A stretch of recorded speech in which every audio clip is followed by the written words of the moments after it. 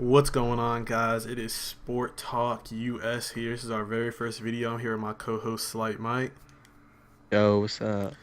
And so, just a brief intro of what this channel is going to be about. This is pretty much a podcast. We're going to talk about the latest news, updates, things like that in the sports world.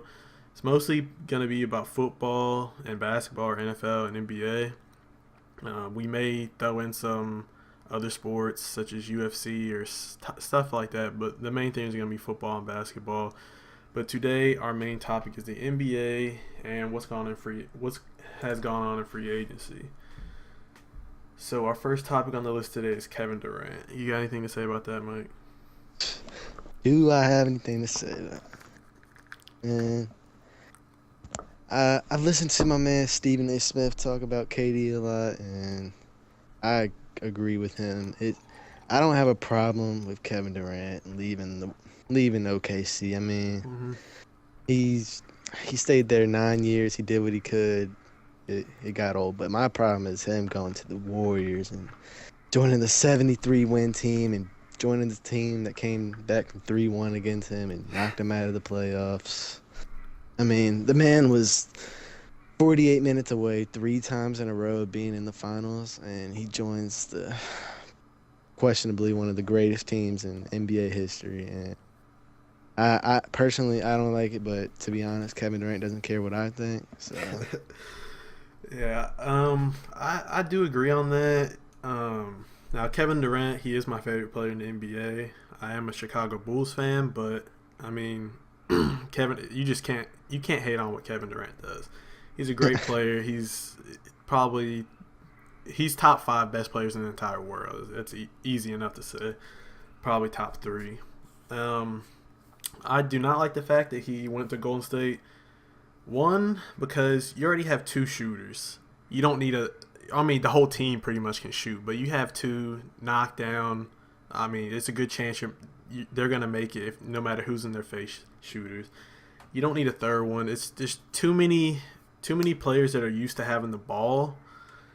And like James Harden said, there's only one ball on the that's going to be on the court, and I don't know how it's going to work out. I mean, they could be the greatest team to ever play, or they could just crumble because there's too many superstars. Like, I mean, be like an all-star team. yeah, and all-star teams, obviously, I mean, they in the all-star break they put up like 100 something points, but that's because, I mean, even the bench is crazy. And with them getting Kevin Durant, who did they lose again? Yeah, I was about to bring that up. They lost Barbosa, Harrison Barnes, Festus Ezeli, Brandon Rush, Maurice Spates, Andrew Bogut. And besides Kevin Durant, they got Zaza Pachulia and David West, who's crusty. Mm-hmm. And the Golden State was so good, in my opinion. It's because their bench, like, they brought firepower off the bench, especially when they were at home. Yeah. And I mean, obviously, bench players play a lot better at home, but that bench was, I mean, if you saw in the playoffs, I mean, Sean Livingston and Barbosa, they dropped like 20 apiece. That's huge. And without that, it could be a problem. But I mean, I'm sure KD is conditioned enough to play 40 minutes a game if he has to. Steph Curry probably is as well. They can't bank on not having any injuries the whole year. Exactly, because I mean, nowadays it's inevitable somebody's tearing the ACL, MCL. KD just missed like the whole playoffs 2 years ago. I mean, nowadays everybody can get hurt at any time. There's no telling, and if one person gets hurt, that's gonna affect that team a lot, especially because since you just named like 7 players they just lost. I really think their defense is going to take a hit, and that's another reason why they were good, is because their defense. But Bogut really controlled the paint, and trust me, it might not seem like a big difference, but Zaza Pachulia is not Andrew Bogut. Damn right. I mean, Andrew Bogut wasn't a superstar, but Zaza Pachulia is not even an all-star. He's not anything.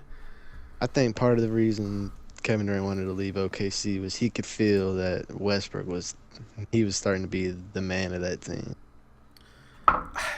Don't even get me started on Westbrook. He's a great player. Nobody can deny that. But he takes shots that nobody should take in the NBA. I mean, You could just see KD shaking his head. I mean, he jacks up the stupidest shots, and yeah, sometimes he makes it. But even if he makes it, that doesn't mean he took a good shot. Like, he needed to calm down with that. Obviously, it's too late for him to try to change KD's mind, anyways, and I don't think he would change his mind regardless. But I don't know. I don't want to say he's a selfish player because he gets triple doubles all the time with assists, but some of his what would you say? Shot selection. His shot selection is terrible, and that's one reason I don't like him. I mean, I like him as a player, but sometimes I shake my head with KD. I think he just got so frustrated with that organization after that James Harden trade. Mm-hmm. They decided to pay Kendrick Perkins and Serge Ibaka over James Harden. And as everybody knows, James Harden is a fucking superstar. He is a monster. And if they would have just let him play, gave him PT, that they would have had a team. I don't want to say just as good as the Golden State Warriors this year, but they would have had a big three. That would have been a crazy big three. But they decided to start the man Thabo Sefolosha over him. Just a great decision by the organization. You got anything else to say about this topic? Nah, man. All right, so the next topic, which I am excited about because I am a Chicago Bulls fan, Dwyane Wade leaving the Heat to come to Chirac. This brought so much joy to me because I always liked Dwyane Wade. I just like him as a player. I like his personality, unlike some players that were on the Big Three, LeBron James. And as y'all saw in the playoffs, he put in work. He was so clutch. I mean, you wouldn't think somebody that's 35 could bring that type of firepower, that clutchness. I mean, he shot like 18% threes during the regular season. This man was shooting unbelievable in the playoffs. So clutch. I mean, through injuries and all that, obviously the Heat didn't make it. But I'm so glad he came to the Bulls.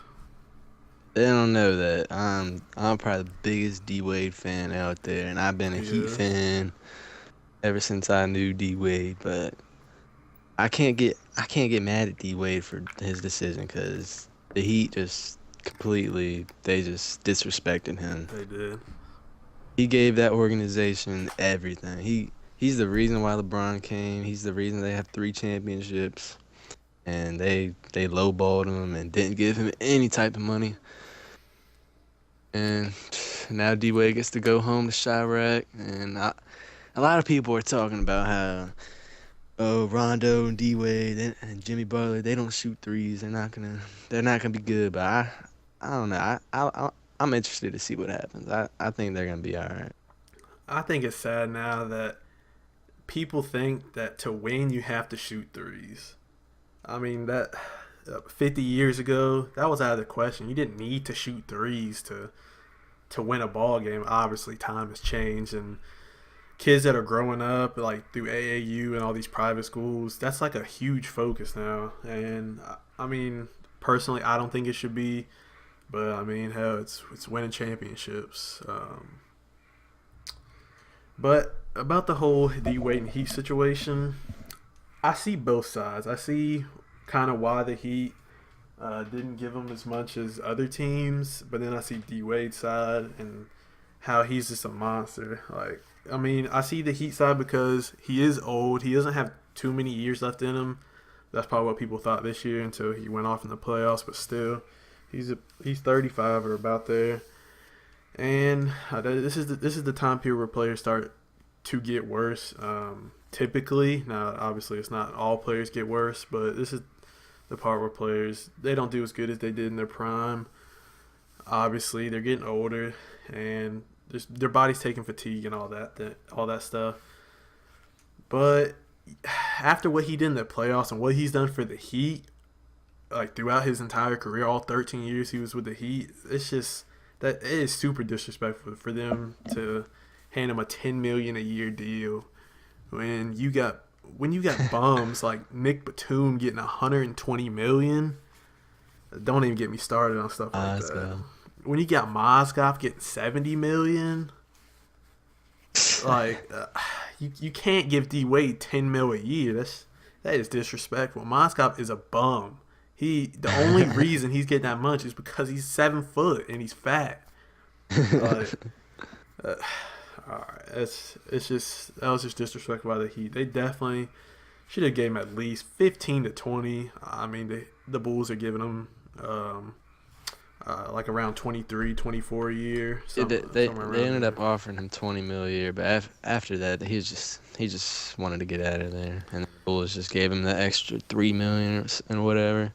So after that, like after the state taxes in Florida and Chicago compared, he's basically gonna be making the same amount if he would have stayed in Miami, but just after being disrespected like that, he felt like he had to move on. I don't know if anybody said this, but I kind of think. Do you think he wanted like a change of scenery? Do you think he wanted something new, or you think it was just all he felt disrespected? I don't think he wanted to change it. If anything, it's going home to Chicago. Mm-hmm. All these little nice. I couldn't see him going home to Denver Nuggets or something like that. If he would have went to Denver, I mean, I don't.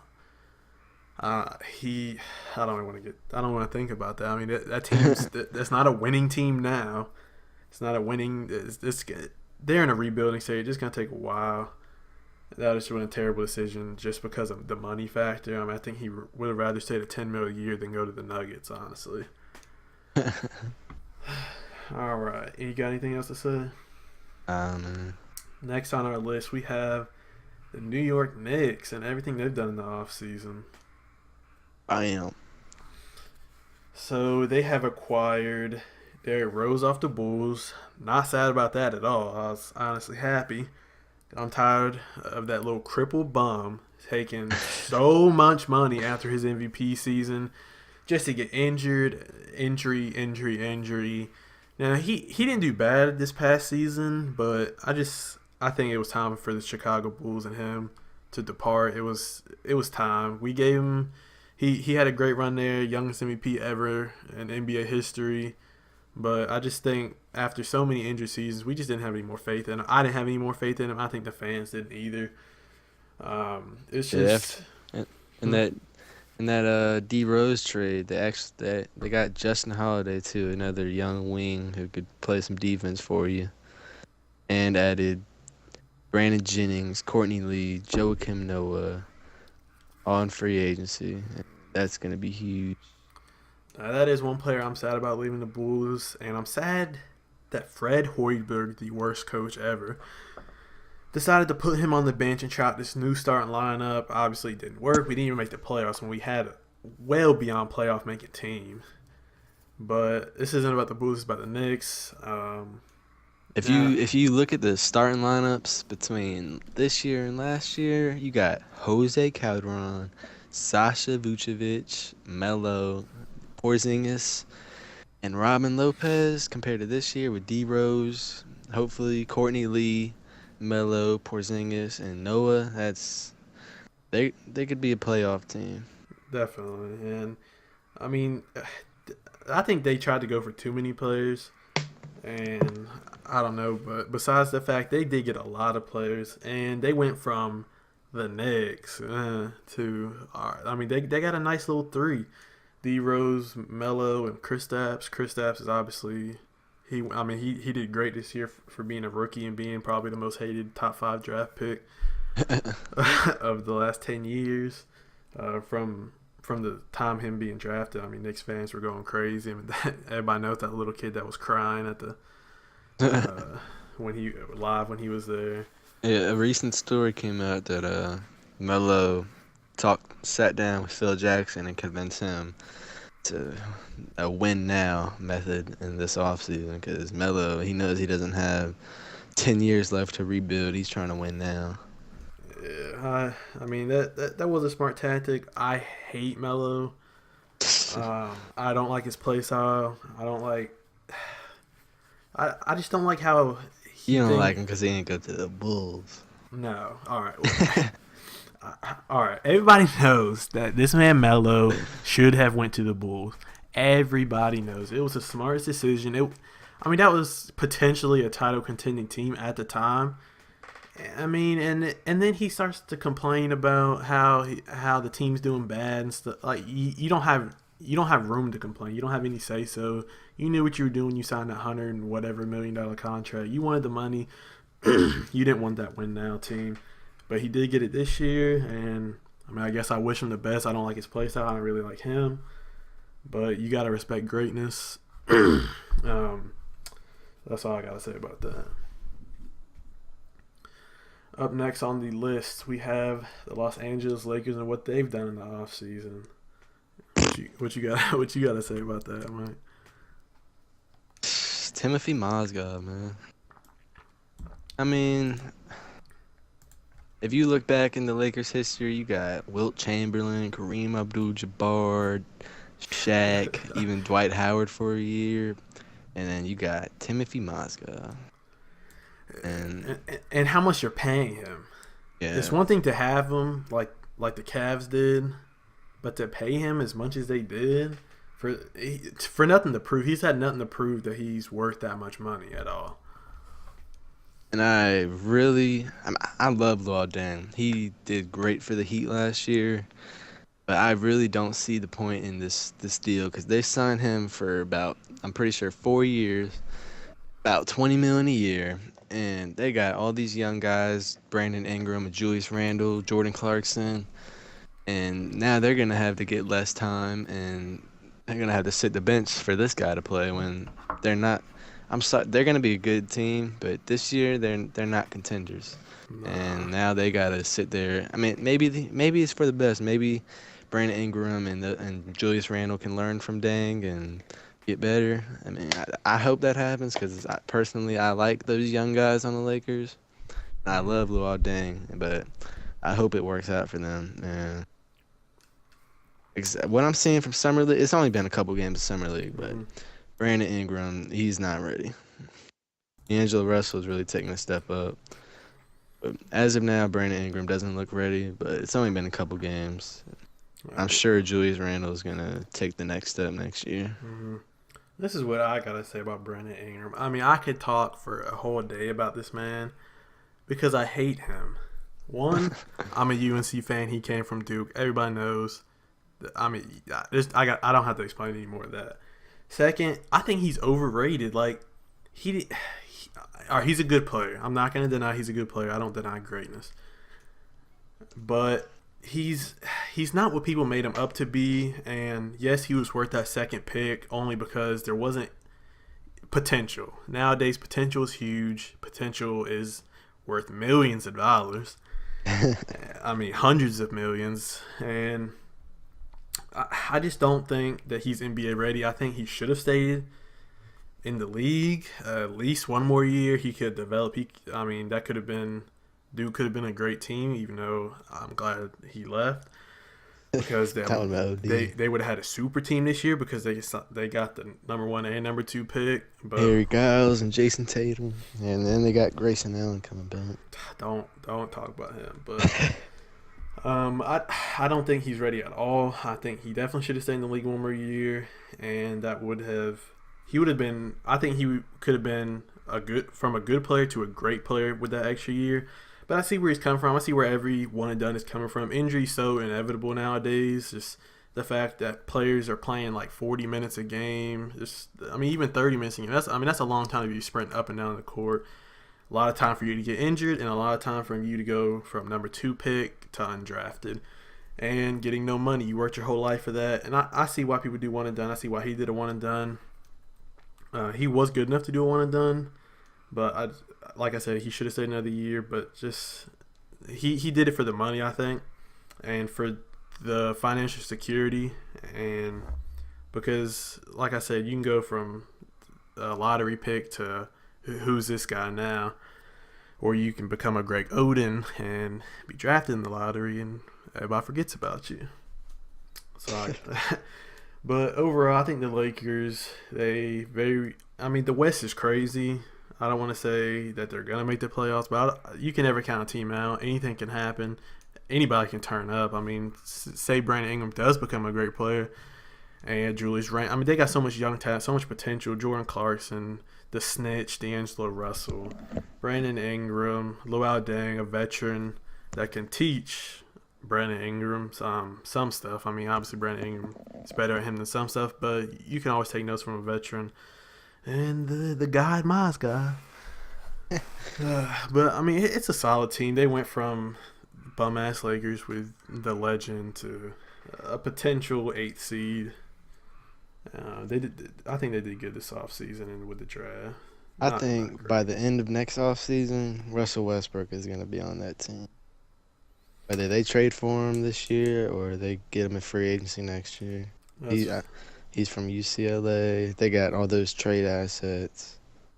That's one thing that could make that team great because Brandon Ingram, he's you can compare him to Kevin Durant, not skill wise, but how he plays in general. And if he becomes a Kevin Durant or something even within the range of that, that could be a great duo. Yeah, I see him coming I can see him being like a Melo somewhere around there if he gets a little muscle on him. He definitely needs to get more NBA shape. Because people aren't that big in college. It's like a Thon Maker. He's way too skinny, but that's not on the topic list. But yeah, I think that could be a great duo if Brandon Ingram steps up to the plate, becomes a quality player, like an all-star player, and Russell Westbrook obviously is a superstar, greatest. I mean, he's probably the greatest athlete in the NBA right now. I'd say LeBron, but he's just getting a little older. He's not as athletic as he used to be, but don't count me out. He's definitely number 2 on my list. And yeah, that could be a really great duo. All right, next on the list, we have the best improved teams of the offseason. Number 1 is the Jazz. I don't know too much about it, so Mike can talk about this one. Yeah, the Jazz, they got all those young guys, Rodney Hood, Gordon Hayward, Derek Favors, Rudy Gobert. And they were only a couple games away from the playoffs, and they faced injuries at the end of the season with Favors and Gobert. And this year, what they really needed was they didn't need a great point guard that can just score every play. They needed a guy that can get you in the offense and set guys up, and that's George Hill. And they traded for George Hill from the Pacers this offseason. Great trade. And they needed a lot of depth to work on that bench. So they already got Alec Burks coming off the bench, and this year free agency they got Joe Johnson, and they traded for Boris Diaw. And that's going to be huge. Joe Johnson on that team to come off the bench and give them a bucket or two whenever they need it. I think the Jazz can definitely make the playoffs in the West, especially with probably OKC probably going to be around the same skill level as the Jazz this year. They're going to move down the playoff ranks. Definitely. I can definitely see them improving. I think what could be a huge factor is if Gobert can get his offense just a tad bit better. I mean, he can dunk and lay it up, but say he gets just even like post game, 50-50 mid range maybe. Like if he's open, if he's open, he can knock down a shot. That would be huge for them because he is a great defensive player. If he could just get his offense just a little bit below or even or better than his defense, then he would be a great center for him and a quality player. Next on the list, we have the Pacers. Now, that offseason was crazy. I mean, this man Larry Bird, he said, "Fuck that. I'm tired. We're making changes." What all they do, Mike? Indiana Pacers. They before the draft even started, they traded for Thaddeus Young and Jeff Teague. And those are going to be great starters for them. And then they added Al Jefferson in free agency, and he can help Miles Turner. And they drafted a guy out of Iowa State in the second round. Georges Niang. He's a big sleeper, man. He's just a great basketball player. He knows how to get the ball in the hoop. He might not be the flashiest guy or the Hmm. most fast, but I think he'll end up being a good player for them. And when you got Paul George on your team, you're always bound to be a factor in the playoff race and Definitely. give the Cleveland Cavaliers a little challenge. Which they need because I mean the East playoffs was just the worst thing I've ever seen in my life. It was just no competition, and I'm tired of the Hawks making it to the Eastern Conference Finals. This year was the Raptors who Oh yeah. didn't do anything except re-sign DeMar DeRozan to one of the top Hmm. three biggest contracts in NBA history. Which I think is a joke because he's not clutch. He can be every player can be clutch, but when it But they comes, couldn't lose him. yeah, they couldn't. That's why so many players were getting paid so much. Mike Conley, the Grizzlies couldn't afford to lose him, so I mean they had to pay him the 153 million biggest contract in NBA history for Mike Conley, which I mean can go both ways. I mean they had to get him, but 153 million definitely not worth that much. But off topic, Pacers definitely going to be a team that can definitely put some pressure on the Cavs. Say the Cavs get an injury or something, that's a team that's going to be able to do something potentially if they stay healthy. Hmm. Next on the list, we have the New Orleans Pelicans. Yep, they've always had a good starting lineup with Drew Holiday, Eric Gordon, who they lost to the Rockets this offseason, Tyreek Evans, and of course AD. Mm-hmm. And they really just needed depth. And in the draft, they got Buddy Hield, who's just A beast. automatic scorer. Yeah, definitely. And they added a lot of depth on the bench with Langston Galloway, Solomon Hill, Etwan Moore. Not big name players, but guys that can come in Yeah. the game when you got injury problems or you got foul trouble that can come in and just keep the flow going. They don't slow things down for you. They lost Eric Gordon. In reality, he does. I don't know. I don't know when's the last time he stayed healthy for more than 50 games. They lost Ryan Anderson. That's probably going to be a big hit. But Anthony Davis, last year was the year I thought he was going to step up and be an MVP candidate. And I don't know if the pressure got to him or he did get injured. But hopefully this year's the year he can step up and be that man. Yeah, and everybody definitely plays better when you're around great players. So if everybody stays healthy and everybody puts in effort, like the best effort they can, and actually produce something, I think he's definitely MVP candidate. I don't want to see Steph Curry win another one because I'm just tired of it. I'm tired of that whole Steph Curry rave. Like obviously he's second best player in the NBA right now behind LeBron, but I'm tired of it. Like, yeah, he's the greatest shooter of all time, no doubt about it. But do I think he's MVP? I wouldn't say that. LeBron should have won, as much as I hate to say that because I'm not a big LeBron fan. But he's LeBron James. You can't say he didn't deserve it. This man puts up crazy numbers. But I think just the league, the NBA, is tired of him winning, and I think they're gonna get tired of Steph Curry soon enough. And now he's got KD on his team. Yeah, and just I don't think I just don't know if anybody on that team, the Golden State Warriors, is gonna win MVP because there's so many people that it's either gonna go really good and everybody's like scoring just like low 20s, or somebody's just gonna try to take over and the team's not gonna work out, and that person could get MVP, either Steph Curry or Kevin Durant. I don't think Klay Thompson's ever gonna get MVP just because I don't know. He's not a shot creator per se. Definitely nowhere as good as Steph Yeah. Curry. He's more of a Steph Curry sets him up. He can set himself up. Obviously, he's not that bad. But If I had to pick my five way too early MVP candidates for next year, gotta go Russell Westbrook. He's probably definitely, number one because he's he's gonna be just a jacking a stat million. sheet stuffer. And without KD, there's no telling how much he's gonna put up or attempt to put up. You got Russell Westbrook, you got LeBron who could always come back. He doesn't at this point in his career, he doesn't really show up until the playoffs, until Eastern Conference Finals for real. Mm. And Of course, you got Steph Curry and KD because one of them could average about 29, and if Definitely. they break the record again, which I hope they don't, that just puts them in the record books and that gets their names out there.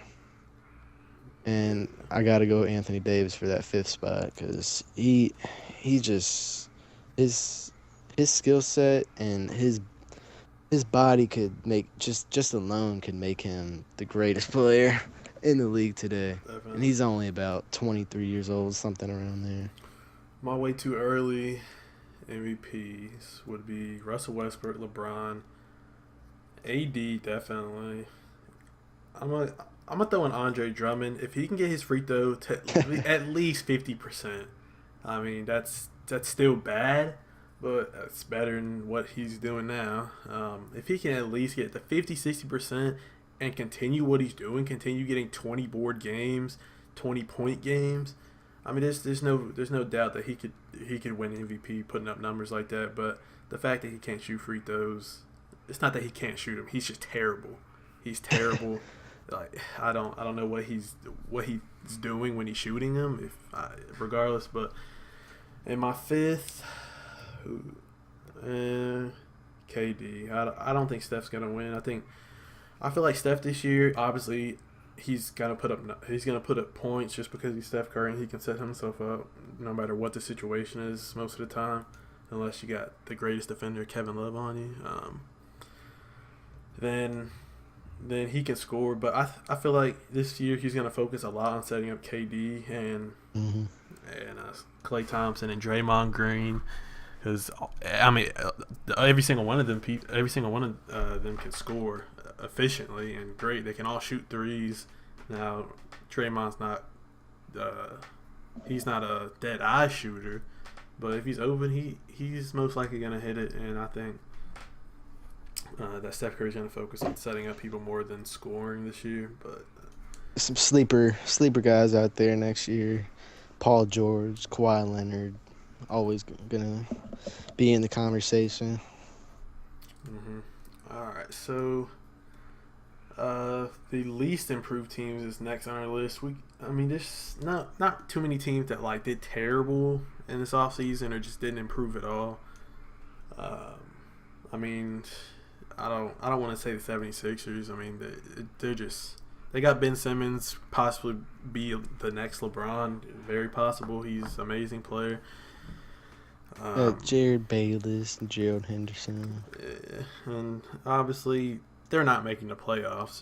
Mm-mm. There's no fucking way. I mean, if they make the playoffs, then Ben Simmons unanimous MVP. There's no doubt about it. They have too many big men. They have to trade one of them. Oh yeah. I mean, there's just too many. A team not winning with those type of big men that have been drafted and injured instantly, or been Joel Embiid and get drafted while injured and just hasn't played a single game in like 2 years. Like it's that I don't want to say them, but that's just a terrible team we could throw out there. But a team on the list is the Thunder. Let go of KD. In return, I mean, they got Victor Oladipo, but they also lost Serge Ibaka. I really think if KD would have came back, they would have been the favorites getting Oladipo in there. He's a huge upgrade from Andre Roberson. And they got in DeMontis Sabonis in that trade too, a rookie from I don't even know, man. Yeah. That team could have been. That team definitely could have contended with the Warriors if they would have kept KD, traded Serge for Oladipo, because Roberson, worst starter in the league. I mean, he's terrible. He does nothing efficient. He doesn't make the offense move. He doesn't. I mean, I don't know what he can do, but it's definitely not helping the Thunder out. All right. Not much else to say about the Thunder. We mainly covered what they did this offseason in previous topics. And next, the Heat. Now they lost D Wade, which obviously is huge because he's been on the team since he's been in the NBA. He got drafted by them. But it's without D Wade, there's a lot of pressure on those rookies or first It's, years. and Luol Deng and Joe Johnson. Mm-hmm. It's obvious. It's obvious to everyone what Pat Riley's doing. So far he's signed Wayne Ellington, Udonis Haslem, James Johnson, Willie Reed, Derek Williams, and traded for Luke Babbitt. It's obvious that Pat Riley is going to settle for either a horrible year or a mediocre year, and next year he's going to try and cash out and get Westbrook or Chris Paul or Blake Griffin, somebody in free agency. They did just get Tyler Johnson back, good 10-year, $50 million, and they got Goran Dragic, who is really good trade bait, and his contract was really big last summer, but with the way contracts are looking now, it's not that big, and teams like OKC might want him in return for Russell Westbrook, and maybe they get a Justice Winslow or Josh Richardson. But the Heat, they definitely have a lot of young talent, and re-signing Hassan Whiteside was huge. They got Josh Richardson, Justice Winslow, Tyler Johnson. Those guys are huge for that team. Yeah, I think if the Heat are doing bad at the All-Star break, or they're not gonna make, or like they don't have a great chance of making the playoffs, I think they should tank the season. Who knows about Chris Bosh? Yeah, I mean, the man might die. I mean, this is no telling. I hate to say that, but blood clots aren't a joking topic. That's super serious to your health, and he's had too many of them. You can't hate the man or blame the man for wanting to play. I mean, if you have NBA talent and great NBA talent like Chris Bosh, you want to keep going as long as you can. But it's just he's not a guarantee anymore, especially with all these blood clots. But now, tanking the season after All-Star break, depending on how they're doing. I mean, they're not winning the finals. They're not making to the East Conference Finals unless at those first years just turn the hell up. But regardless, once it comes down to clutch factor, those guys aren't going to be the ones to do it. And you might as well go for a good pick if you're not going to do anything super good. Now, it might kill confidence, but I mean, it's gonna help for next year if they get a nice pick, because I'm sure Harry Giles is gonna come to the NBA. Yeah, they have their 2017 first round pick, and I don't know if anybody knows, but next year's draft class is gonna be great. I don't know many of the names yet, and I'll get to work on that. But they don't have it's their year now, because 2018 they don't have, because the Suns have it, because they traded almost every first round pick for Goran Dragic, including this year's.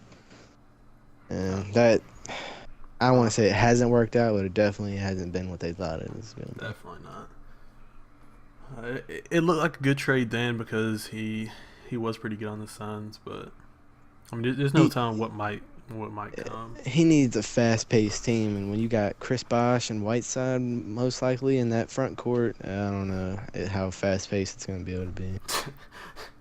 Not at all. All right, guys, I think that's going to wrap up our very first podcast. I hope you all enjoyed. Definitely like, comment, subscribe if you enjoyed. We'd love to hear your feedback. Leave comments if you topics that you want to hear next, maybe a different sport, just soccer in general. I mean, we don't know too much about it, but we could always look into it. I mean, make a little funny prediction since we know jack shit about it. But this has been Cameron and Slight Mike, and we hope you all enjoyed, and we'll catch you in the next one.